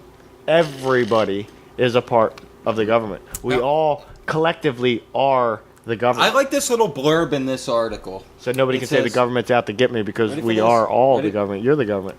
Not long ago, this subject was considered a total conspiracy theory. But now one of the richest people in the world is openly suggesting that this is a good idea. Governments are generally a pretty bad idea. Even when they're small, they can still do tremendous amounts of damage. So when a government rules the entire planet, there is no telling what type of atrocities it will be capable of. I agree with that statement, but that's probably about the 15th to 20th time I've heard world government used to be a conspiracy theory, but now is being talked about by this person or that person. No, world government is not some conspiracy theory. World government, yes, if you want to look up world government conspiracy theories and the New World Order and the Illuminati and all that and find those world government conspiracy theories, trust me, they're out there. But world government is not an actual conspiracy theory, as far as there's been people talking about world government that are not the richest, most powerful people in the world coming out and advocating for it or saying it's a bad thing or anything like that. It's been talked about openly in many different communities out there. Just the conspiracy community or conspiracy theory community has latched onto it and said that is the worst thing possible because of that exact point. We've seen what smaller governments can do on a small scale. So when you give a large government complete and total control, then just imagine what they can do and who's there to stop them. You know what I'm saying? And they've probably seen all these sci-fi movies of like the year 3000 where the whole world is under one government and a total police state and people are enslaved. But if we stay with small governments, we're going to eventually compartmentalize and close ourselves off from each other more and more and more and more. And that is the opposite of evolution and evolving humanity. You know what I'm saying? The way that we're going, even though it's anti-entropic, I guess you could say, it's anti-entropy, but the way that we are going is towards unity with human beings. You know what I'm saying? Once we reach singularity, there's a very good chance that a lot of us will be literally conscious together, sharing consciousness. You know what I'm saying? That's going to become a possibility. It might not be right away, but that's going to become a possibility. and we could all unite, and we've already all come to, but have we not all already come to the conclusion, even though a lot of religions want to deny it, have we not all already come to the conclusion that we are all the same? That we are all the same energy. The same energy powers us all. You know what I'm saying? True. We're all made up of the same molecules. There's not one person. Science proves There's not one person who's 93% water and me and you are 91% water. No, we're all the exact same thing. We're all really, like, in my opinion and my belief is that we're all incarnations of God wearing different masks. And we're able to interact with each other and things like that. And I like the way you spun that. Yeah, that's definitely the way to look at it for me. But the unity is evolution, and going forward, unity. If we all come together, such magical things can happen, and we can't just say, "Oh, well, world government's bad, so we can't come together." Nope, that's not possible. Well, let's think of a way to make sure and create the opposite of what we have now, the opposite of the governments we have now, where there's almost no way for corruption. Because we are all the government. We are all together in the government, and everything is completely open. Nothing can be. It's not that, oh, well, nothing should be, how it is now. Nothing should be hidden from the public. Nothing can be hidden from the public. Because everything, when it comes to governments or governance, is completely open and honest and straightforward. And there's no BS. There's no business influencing it and this and that. It's us running it for the benefit of humanity running it for the benefit of humanity, not the elite capitalist pigs running it for the benefit of the elite capitalist fucking pigs. Pardon my language. All right, the Brian. Elite fucking capitalist pigs. All right, Brian, I'm going to save number 8 on our tropics list for next week. I want to start off next week's show with that if I can, please. It's not really a current event or anything, so it's not something I have to touch on this show, and we're pressed for time, so I'm going to save that one for next week. Alrighty. Okay, if I can do that, please. And if you can tell me what number 9 is, I'll do number 10, or do you want to do it the other way? It's up to you. Let's see, number 9's pulled up. Michael Moore is truly an idiot, and it's really a shame people like him even have a voice. And who is he to be making demands of the entire country? Has he contributed to the whole in any positive way? No. That's what the blurb you sent me of where we're going with this. That was the blurb I sent you, and you the article read it that we're discussing is Michael Moore demands America disarm the police, which I have to agree is one of the most idiotic, most just mentally inferior statements I have ever heard in my life. What are you doing, Michael Moore? What are you thinking? I really just look at this as Michael Moore. Disarm the police? Are you on crack? You know what I see right now? I see Michael Moore standing on a street corner with his little... You ever see those little things? It's kind of, look kind of like a flag, but it spins around. It's like the thing that spins around on a stick and goes... Oh, yeah. I see Michael Moore standing on a corner with an American flag in one hand, a little tiny American flag in one hand, and one of those things in the other hand, and one of the fucking things you get at a birthday party, like... Those things, you know what I'm talking about? Him just standing on a corner like... Just desperately trying to get somebody to pay attention to him. That's what I see right now. Because Michael Moore is a joke. And you know what the really saddest part is? If he didn't say stupid, idiotic things like this, and he didn't come out and need to be a social commentator, his documentaries would almost be half bearable and half decent and looked at with some sort of respect.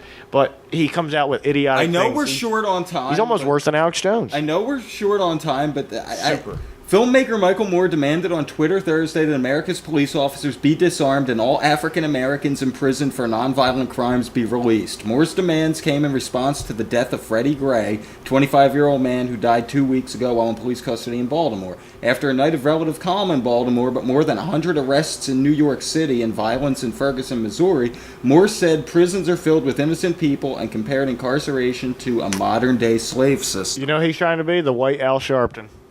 That's right. Exactly what he's trying to be. Yeah, fuck Michael Moore. No offense, Michael Moore, if you're listening. I know you're not, but if you're listening, Michael Moore, not really fuck you, Let's shut up. Sometimes just shut up. Just shut but then up. again, you know what? Some people could look at me and be like, Idiot. You know what, Nick? Shut up. You just need to shut up. But, I don't come out and say that. It's pretty obvious what's going on there. Okay? It's pretty obvious. Obviously, you don't want to disarm the police. That's not the right move. All black people accused of nonviolent crimes should be released from jail. Well, no, how about all people accused of nonviolent crimes should be released from jail? Yeah, why is it got to be race specific?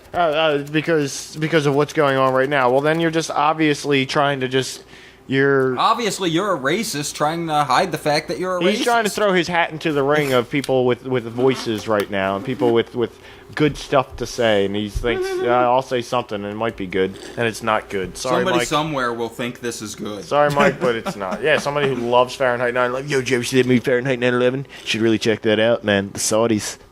I'm telling you, it's all about the Saudis. And the saddest part is, somebody saying that to you, other than check out the Fahrenheit 9/11 part, they say the Saudis. They're kind of right. Yeah, they're right about the Saudi part. But so that's what I'm saying. If Michael Moore just shut up and just let his movies speak for themselves, they'd be halfway respected and I don't want to say half decent, because they are kind of half decent. I'll give them credit. They are kind of half decent. Even though he's annoying in them, if he's more annoying in his documentaries than Alex Jones is on the worst of his documentaries. Alex Jones is like so professional on his documentaries, whereas Michael Moore's like, I got to get my attitude across. I got to let everybody know who I am, and I'm just that guy who asks the tough questions. It's like, shut up, Michael Moore. He's just trying to you're just a guy who's trying to latch on to the conspiracy movement and make money off of it. Yeah, exactly. And just milk it for everything you're worth you can make. And just shut up. I don't know. Disarm the police. All right, enough of Michael Moore. This is what's crazy.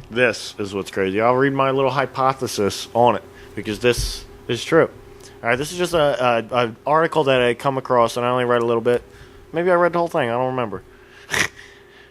But this is an article I came across on theatlantic.com called Nonviolence as Compliance in Baltimore. And it's basically talking about how there are many people, and I agree with these people. That's what's crazy, and why I wanted to touch on this is there are many people out there when the riots were going on and the protests, and even still, are calling for peace, okay, and love at this time. You know what I'm saying? And nonviolence, okay, and those people calling for that, a lot of them don't really understand the hypocrisy of that. Whereas they vote for presidents, and they vote for politicians, and they support the system that is killing innocent people every day in other countries. And even in this country. True. You know what I'm saying? The system is, and it's not, I can't say, it's the police officers, it's these cops, or it's all white cops, or all black cops. It's no group in particular. It's the way the system is set up. This American system is set up. It really makes me sometimes clamor for Iceland. But it's like, I don't know. I hate to say I love this land, but I love this land on a different level than most of you patriotic bastards out there. And hey, thank you for loving this land. Thank you for actually taking pride in the place that you live. Maybe you should take a little more pride and go out and help pick up some trash and maybe take care of the homeless in your local area. But I take a little more pride than most people, than most of these patriotic people, because this is my ancestors' land and was my ancestors' land before the fucking white bastards arrived. Okay? Hey, fuck you, I'm a white bastard. You are a white bastard. But I take it a little more personally, and I want to see this land returned. I don't want to say back to the people, even though it's their right. It's their rightful land, and it should be returned back to the people. But I want to see the land brought back to the caring for the land, the respect for the land, the respect for the people. We don't have that nowadays. Like, I want to see us get back to those values that Indians held true, and hence why the Indians lived here for thousands of years in a beautiful landscape. And of course they had tribal wars and had their own issues and problems, but it was such a much better place. I really believe, honestly, Brian, it was a much better place and a happier life. Oh, I'm sure it was. It's a happier life. See, so many people think, a happier life is the life we have now, where we got TV, we got video games, we got our smartphones, we got all this. But they didn't. Do you really hold on? Exactly. Do you really think? Imagine how.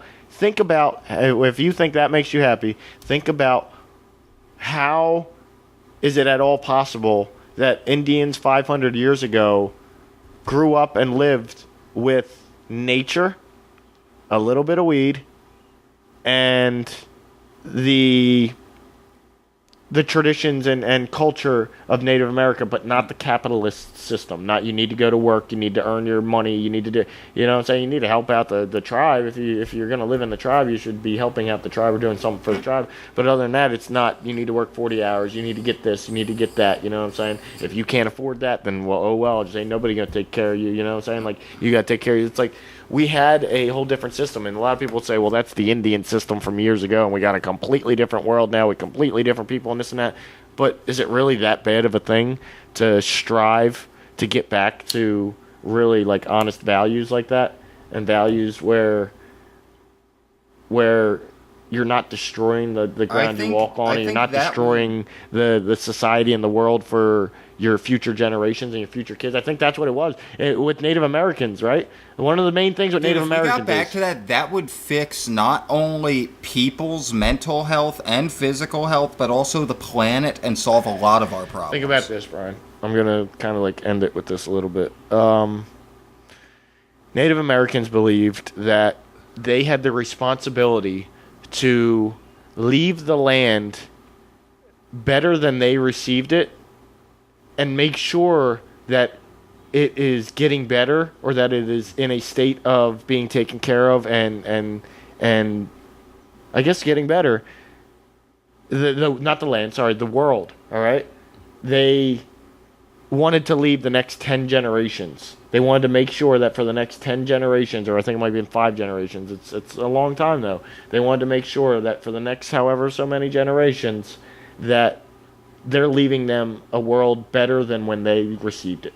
So it's like every generation, you think about it in that way, every generation is working to make the world a better place. Yeah, but because that's part of your value system, is making the world a better place for future generations. But there's a lot of other races out there that are just thinking, I don't want to go racial with it, but that seems to be predominantly Native Americans. I think you're thinking cultures. You're probably thinking the word cultures. Other cultures will say that it's just like, oh, well, I don't need to worry about that. I'm going to be dead by the time the 10th generation come around. They can deal with that when they get here. Yeah, no, but that's exactly what I was just saying, Brian. Yeah, that's our mindset. You're saying other cultures. I'm saying that's the mindset, the majority mindset. Yeah, exactly. Of 98% of the world right now.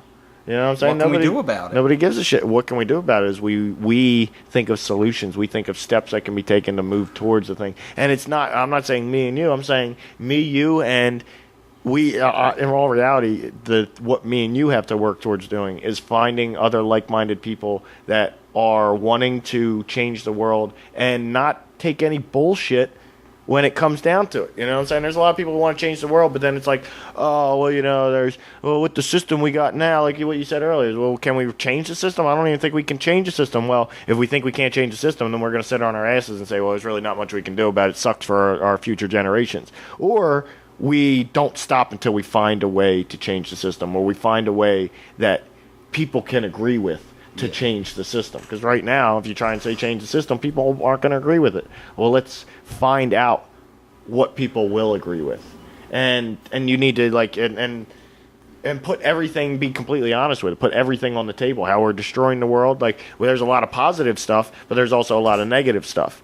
But we're not going to fully move into a lot of positive stuff until we move away from the negative stuff that's a part of that old system. And if we don't move away from that old system, that negative stuff is not going anywhere. And we can't fully experience and enjoy all of this positive stuff because we're hooked on this old system and all that negative stuff, that baggage that is just a part of it.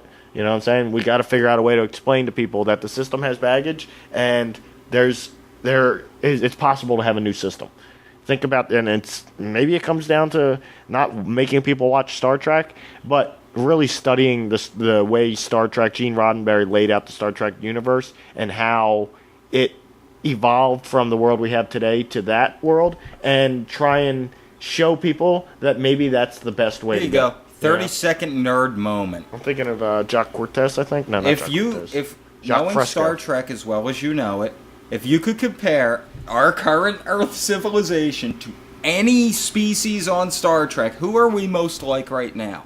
I see us somewhere between the Ferengi and the Klingons. I would say we're humans. We're humans. We're not the humans in that universe. Yeah, we are. We're like scumbags compared to those humans in the Federation. They're still scumbag human beings. It's just the fact that humanity overall has evolved past that, but they're still scumbags. There's still human emotion. There's still human problems and issues and this and that. There's still conspiracies for war and things like that. If you've followed all the Star Trek stuff, there's still a lot of problems that come up, and that's what I'm saying. We're still going to always have these problems, but we got to work. There's an episode of the original Star Trek series from the 1960s or 70s. Mm-hmm. There was an episode that they used a false flag to try to start a war with the Romulans, and I think the Enterprise prevented it or something. Yeah, see, exactly, Brian. I don't know. We got to. I guess I think that's personally my thought on it is we have to study how Star Trek got to where it is, even though I know Star Trek's a completely fictional thing. The world that we see in Star Trek is the world that we really do want to get to. The future that we see in Star Trek, it really is the future that we want to get to. When I was a little kid watching that and seeing the Enterprise flying through space and all the cool computers on the bridge and they're walking that's what it was about. Like, that's what it was for me. When are we going to get to that? That's what it was for me, exactly the exact same thing. But as I've grown older and I've understood politics and the world economy and the world socio-economic system, I guess you could call it, once I started to understand all that, I started to look at the Star Trek world and realized I know that's fictional, but if we can, it's better than this. If we can get to something even close to that or try and replicate that even somewhat for our future, if we can push for something close to that in our future, I think humanity has every chance to do just that, go to the stars. Yeah. Has every chance to really live up to its full potential. But if we stay in this system we have now, we're not going to do it. So we got to figure out a way, and it's not easy. It's not something that in the next year me and you are going to have figured out, and we're going to go forward doing it. Way. There will be a way, exactly. We will find a way. We also got to think about the old people, the people that are over 50 or 60 years old that okay. And think about anybody under the age of 20. And think about that dynamic, Brian. Think about that dynamic and the differences between them. And then think about 50 years from now. When we're old people. I can't relate to we're the old people. Under 20. We're kind of fuddy-duddy. We're a little, resistant to new information and change and this and that. And they're all like, we don't give a shit. We know what needs to be done. We know how things need to be changed. And all of our parents and our grandparents that are kind of holding us up from it nowadays, and the politicians who are in charge now, all the old politicians and everything, they're all gone. 50 years from now, they're all gone. Yeah. And there's a new generation in. And people like me and you are the politicians.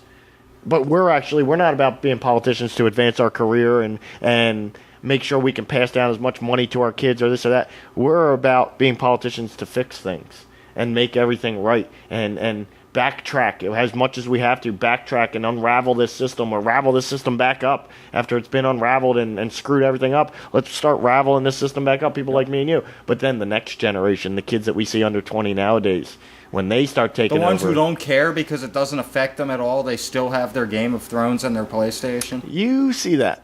And yes, you can, and trust me, that is one side. What have we talked about for the past year on and off of this show? When we used to work together, you've seen it because we would talk to hear the same reaction. Oh, I don't care about that. That doesn't bother me.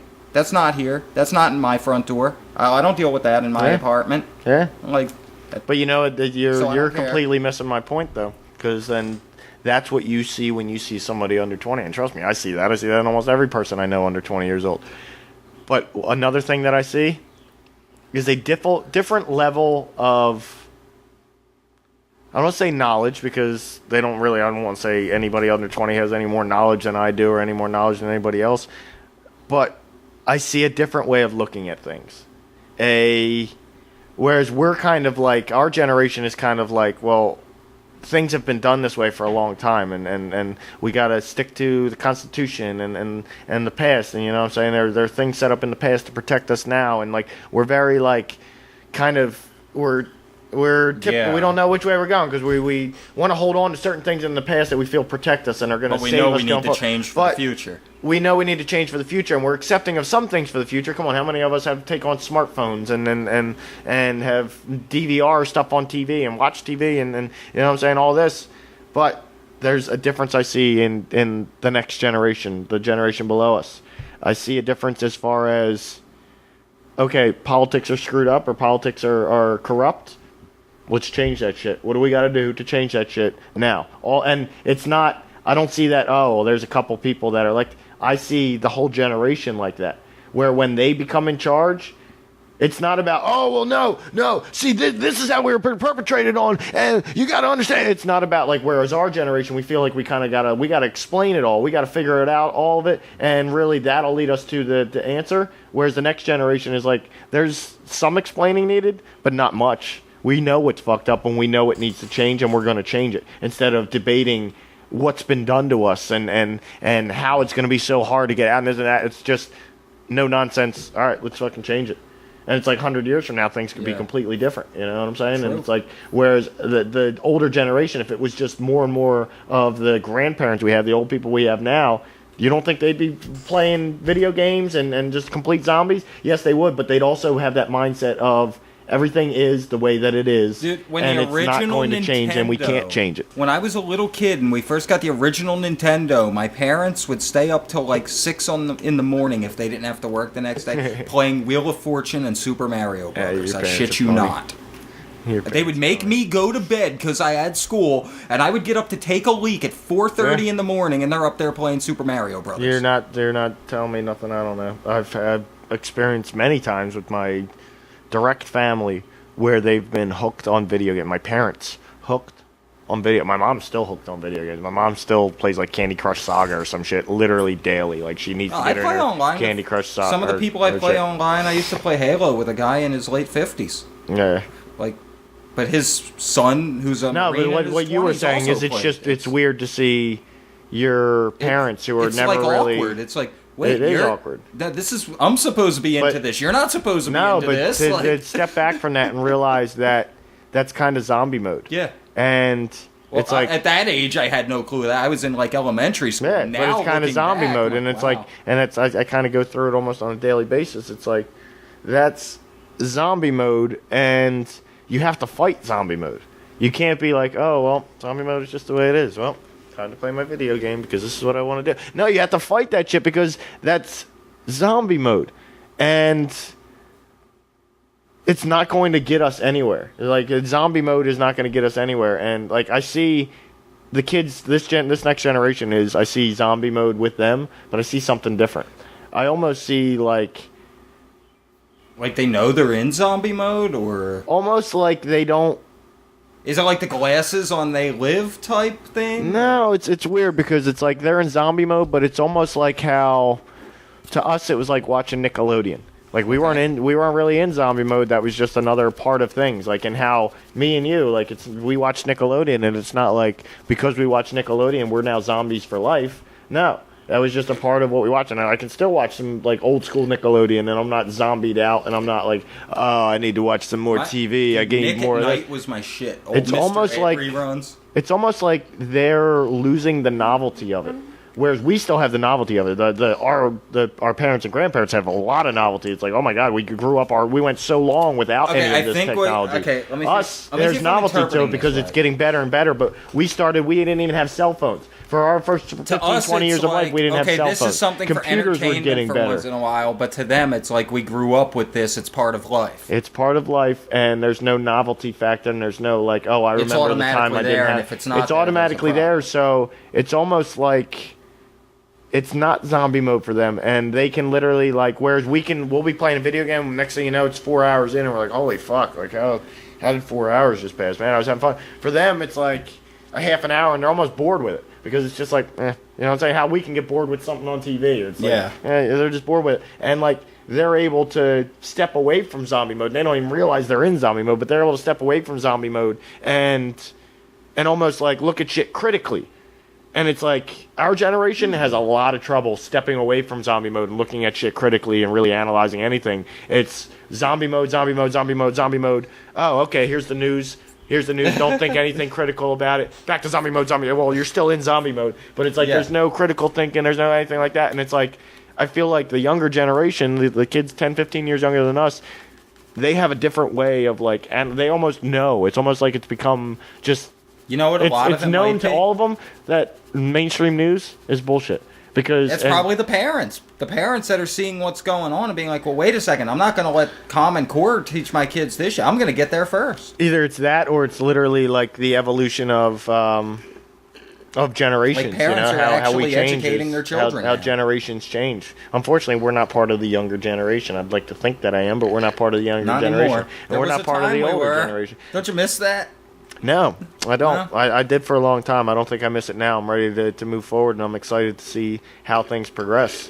You know, because it really sucked. I don't want to be called old. I do miss that, but it really sucked. It really sucked, Brian? I hate not being young because I don't want to be called old. You know what really sucked, Brian? And this is where I was getting what I was saying before is I hated being around a bunch of non-critical thinkers, and it made me not give a shit whether I was a critical thinker or not. Even though there was instinctually a critical thinking inside of me and wanting to be a critical thinker, I was around a bunch of non-critical thinkers, and like the majority of the students and people like in school were non-critical thinkers. Anybody who was a actual thinker was not a critical thinker. They're just somebody who's trying to study and do good so that they can go to a good college or some shit like that. But they're not actually a critical thinker. They're not thinking about being an investigative journalist or like finding the truth and shit and this and that. No, they're just repeating what they're told. You know what I'm saying?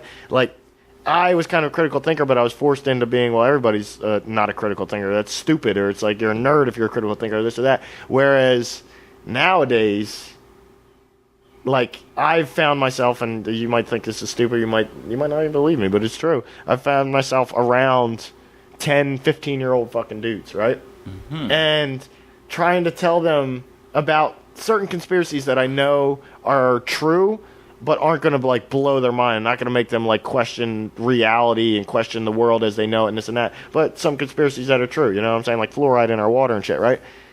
And my experience with talking to these kids only happened a few times, but my experience with talking with these kids is not at all what I remember it being in the past. And maybe that's because I'm older and they're actually like listening to me because I'm older and I'm not just another kid who what's he know? Like who's he, right? But these kids didn't.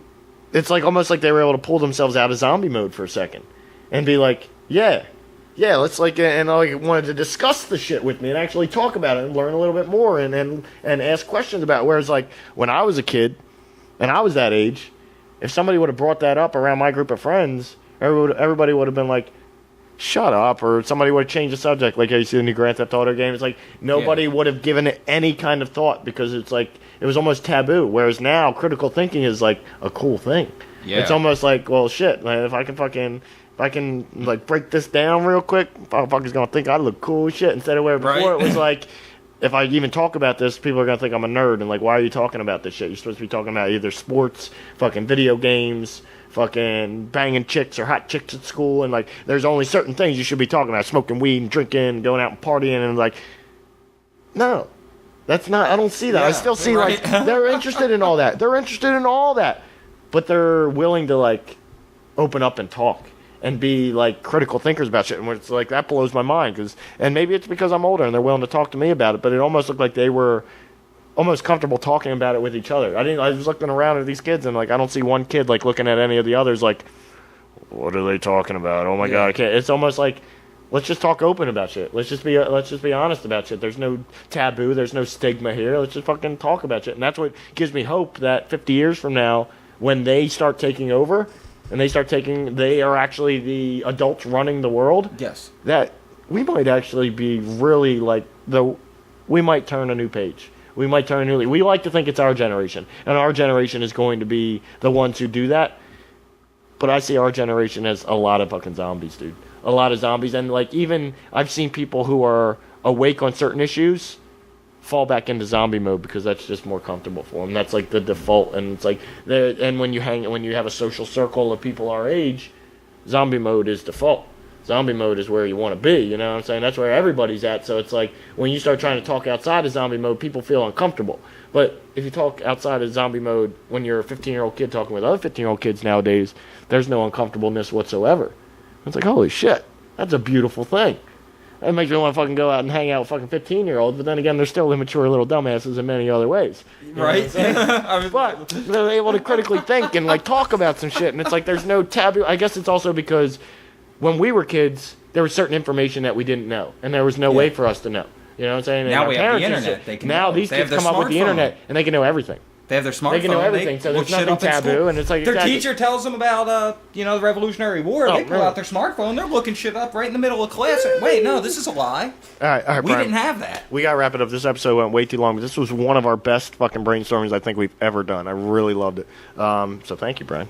Thank you very much. Thank you for your attentiveness and your social commentary. Thank you, viewers, for thank you, inspiring us to do these things. Sorry I didn't do my hair today. Sorry I didn't do my hair today. My hair's getting fucking out of control, man. Thank you, Mimsy, for not climbing up the back of my chair this week. I wish I had a hair tie. I never thought I would say those words. I wish I had a hair tie. I always wanted long hair when I was a kid, but I couldn't fucking stand waiting for it to get that's long. what you should do. What you just did, have it pulled up in the front like a ponytail thing, but in the fucking front, and just have it sticking straight up like how you were like just a unicorn. Yeah, I should be the walking unicorn. Nick Unicorn Tesla. No, that sounds a little too gay. All right, I just want to end it on this because this was the point on the nonviolence as compliance in Baltimore, which we totally veered off the track on. If we're on a racetrack, we are literally about 3 miles down from the racetrack in a cornfield right now. Right. All right. Not only is it hypocritical of the police to call for nonviolence, but the MSM,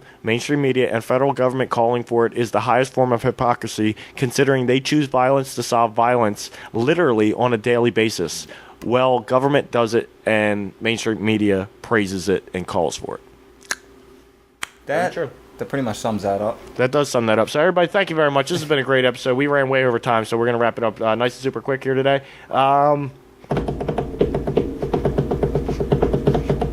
Thank you for joining us on Brainstorm Episode 5 with Brian McFadden and Nick Tesla. There's a battle on for your brain. So let your brain evolve. Yeah, see, that one just flows a little bit better. All right, everybody have a great week. Make sure you check us out, Facebook.com/Brainstorming Podcast. There's a few other there's a Brainstorm podcast out there. And then there's also another podcast just called Brainstorming. But it's not Brainstorming Podcast. No, maybe there's something else out there called Brainstorm. Maybe they'd separate the brain and the storming. We I don't know. are not they. We are we. We're the shit. Brainstorming Podcast.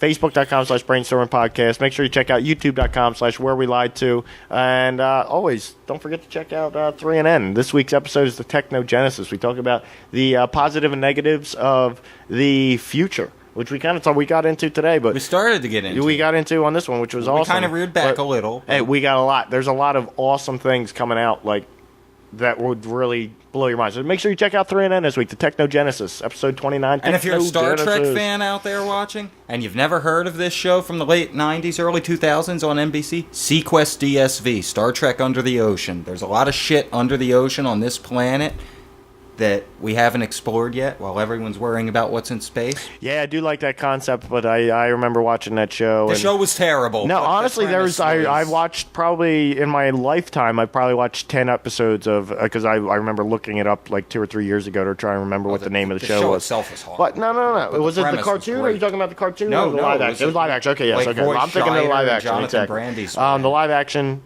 I remember I seen that show 10 times in my life, and there was literally maybe 1.5 to 2 episodes that I liked. That were actually, I was able to watch and enjoy watching, and this and that just because of the simple fact they're deep under the ocean, and it's like... Season 2 premiere, it's like Star Trek. Was good. Other than that... Pretty cool. Other than that, everybody needs to check out 3NM Podcast, Brainstorming Podcast, Facebook.com/The Real Nick Tesla. Make sure you can find Brian McFadden. I think he's Brian.McFadden.503 or something. Or maybe like that. Brian.McFadden503, something like that. Facebook.com/Brian.McFadden503. Something like that. Something like that. All right, so we're going to hit you. We're going to split you. We're going to get you on the next episode. All right, so thank you, everybody. Have a great week. Have a great week. We will. Hey, and also, little update for everybody. Baltimore, there are protests going on. There are no riots no more in Baltimore. There's actually riots in some other parts of the world in the country, but there are no riots in Baltimore right now, and it's actually there are peaceful protests going on, and it's actually a carnival-like atmosphere there. I heard David Blaine was there doing magic tricks for the Baltimore police the other day. Isn't that funny? How nice. And then maybe they could, maybe David Blaine could have done a little magic trick to make the Freddie Gray police report or coroner report go away. They probably would have loved that one. Anyway, on that note, everybody, that's Alf. I can't do the Alf laugh. My throat is hoarse. It's hoarse. It's hoarse, of course. All right, everybody, have a great week, and we will see you next week for Brainstorming 6? Brainstorming sex. I mean 6. 6. Yeah. I always wondered how... If you have sex, don't get Ebola. And if you have Ebola, don't have Here's my sex. question. How do people who read lips know the difference between sex and 6? That's a good question. I don't either.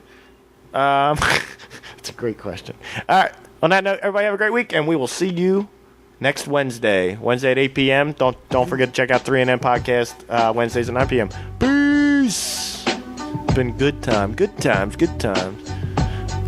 There are times when you'll need someone. I will be by your side. I wish I didn't have my throat wasn't so hoarse. There is a light that shines special for you and me. Yo, I never knew a lot like this. It gotta be something for me to write this. Queen, I ain't seen you in a minute. I wrote this letter and finally decided to send it. Signed, sealed, delivered for us to grow together. That's my song. I see. I'm trying to use that instrumental. So on that note, it's I can't play it though. I could play it while I'm singing to it, but you wouldn't hear it on there. All right, and that's it. 1:45.